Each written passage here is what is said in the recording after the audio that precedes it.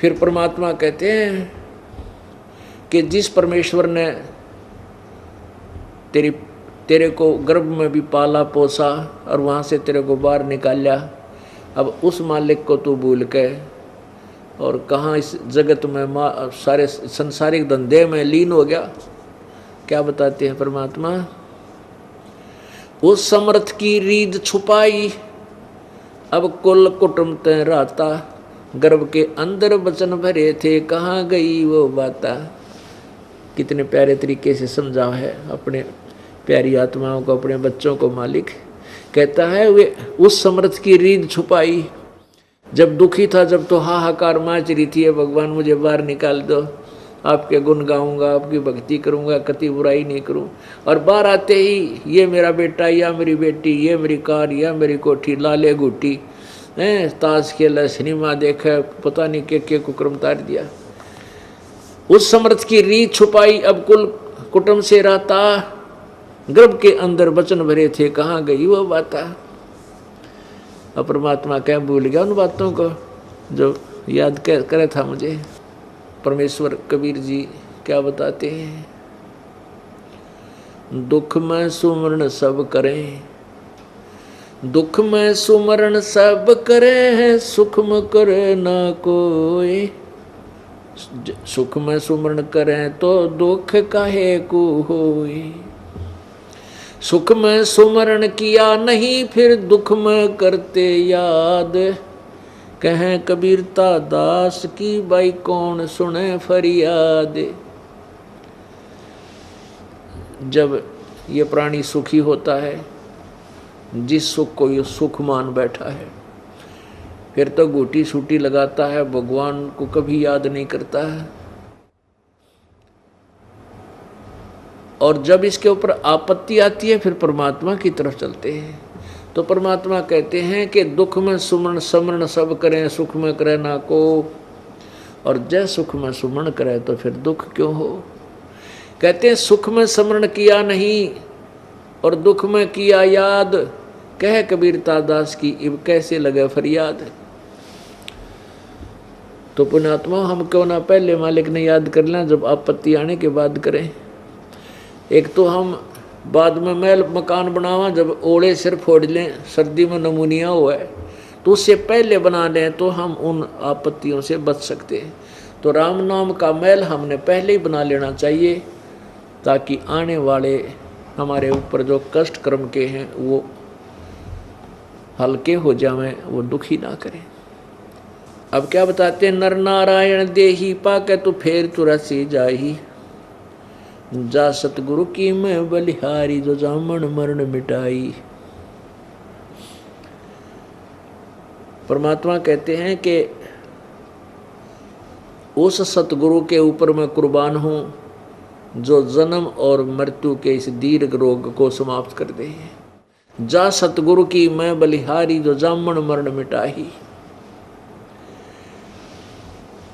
फिर क्या बताते हैं कि सत भक्ति ना करके किस प्रकार इन अज्ञानियों ने हमारे को भ्रमित कर रखा है। भाई कुल परिवार तेरा सकल कबीला, मसलत एक ठराही। बांध पिंजरी आगे धर लिया, मरघट को ले जाही। अग्नि लगा दिया जद लंबा, फूक दिया उस ठाही। गरुड़ बांध फिर पंडित आए, पीछे गरुड़ पढ़ाई। अपने आत्माओं, ये शरीर जो जब ये श्वास पूरा हो जाएगा, मृत्यु हो जाएगी आपकी, शरीर में से ये जीव निकल जाएगा, तो परिवार के सदस्य शाम नहीं होने दे, तेरे को शाम नहीं होने देंगे। नोगे जल्दी उठाओ, सारे इकट्ठे हो जाएंगे, परिवार के सदस्य आ जाएंगे, जल्दी उठाओ जल्दी उठाओ, ले चलो। कोई लकड़ी उठाने लग जाएगा, कोई उसने नहान धोआन पर लग जाएगा, कोई उसके लिए अर्थी तैयार करेगा जिसके ऊपर ले जाएंगे उठा कर। और कहते हैं बांध पिंजड़ी आगे धर लिया। वही मित्र, वही प्यारे, वो रिश्ते, वो भाई बहन कुल के आसपास के जो होंगे 5 मिनट लावेंगे और उठा कर मरघट के ऊपर जा छोड़ेंगे। अग्नि लगा दिया जद लंबा, फूक दिया उस ठाही। वहां जाकर फिर जला देंगे अपने हाथों से, उसको फूक फाक कर फारे कर देते हैं। और फूक फाक दिया, वो भी बात हुई। अब क्या शुरू होती है कि फिर वो गुरुजी आवेंगे ब्राह्मण लोग और आकर के गरुड़ पुराण लावेंगे, गरुड़ पुराण का पाठ करेंगे।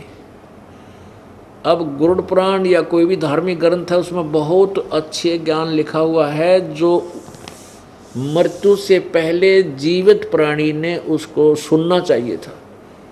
और वो गरुड़ पुराण के अंदर लिखा है कि एक ने ऐसा कर्म किया था, उसकी ऐसा हो गया, उसने ऐसा किया था, वो अंधा हो गया, उसने ऐसा पाप किया था, उसका हाथ कटता है, ऐसे कर्म करता उसको ऐसे होता है। यम के दूत उस पापी प्राणी को जिसने दान धर्म नहीं कर रखा उसको पकड़ कर ले जाते हैं।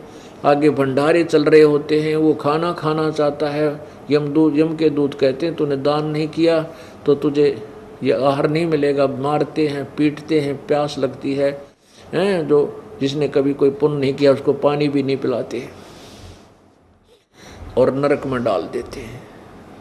अब परमात्मा ये कहते हैं कि उसकी मृत्यु, मरने वाला मर गया और वो तो जाके अपने कर्म संस्कार के आधार पर कोई प्रेत बनना है, किसी ने कोई पशु बनना है, पक्षी बनना है, या कोई अच्छा कोई समय रहता है मनुष्य जीवन भी मिल सकता है, वो तो अगले जन्म की तैयारी कर रहा है।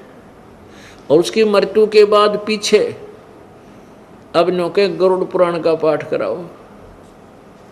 अरे भले आदमी, उसको गरुड़ पुराण तो उसके जिंदे जी पाठ करना चाहिए, तो वो समझाना चाहिए था कि भाई अच्छे काम कर, बुराई ना कर, किसी को चोरी ना कर, ठगी ना कर, बुराई मत कर, मिलावट ना कर, तुझे ये नुकसान होगा, तुझे ये पाप लगेगा, ताकि वो पापों से डरता और शुभ कर्म कर जाता।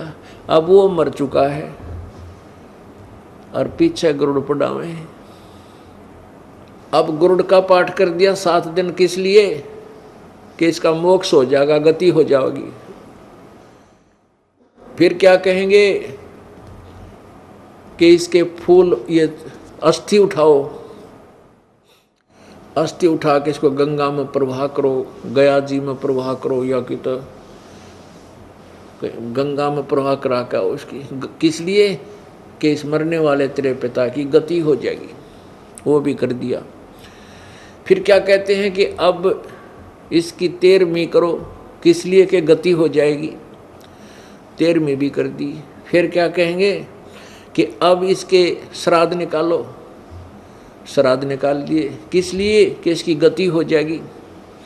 फिर कहेंगे इसका पिंड भरवा दो, इसका मोक्ष हो जाएगा, वो पिंड भी भरवा दिया। और फिर क्या बना दिया? रे भोली सी दुनिया गुरु बिन कैसे सरिया, रे भोली सी दुनिया सतगुरु बिन कैसे सरिया। एक ऐसी सारे ही उल्टी साधनाएं हमारे अंदर प्रवेश कर रखी हैं इन अज्ञानी गुरुओं ने। एक रिवाज है कि बच्चे के प्रथम बाल, जो बच्चा जन्म लेता, बेटा या बेटी, उसके प्रथम बाल अपने इष्ट देव के मंदिर में चढ़ा काने हैं। तो बुढ़िया क्या करती है? अपने पुत्र वधू को साथ लेकर, और पोता या पोती ने साथ लेकर जाती है इष्ट धाम पर।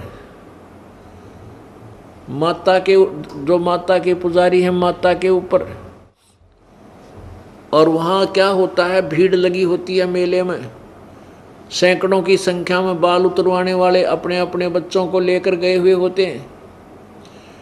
वहाँ 1-2 नाई होता है, उस नाई को कहती है बुढ़िया, रे भाई नाई के मेरे पोते के बाल काट दे, माता का चढ़ाने हैं।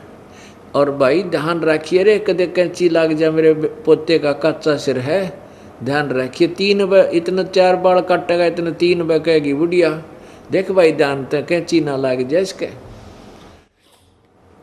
और वहाँ क्या करते थे कि माता जो है बकरे मांगती है, बकरे खाया करे माँ देवी। एक बकरे की बलि चढ़ाते थे, उस बकरे को कटवा देते थे, और वो पुजारी लोग बाल बाद में ले जाकर उसको मांस बना के खाया करते थे।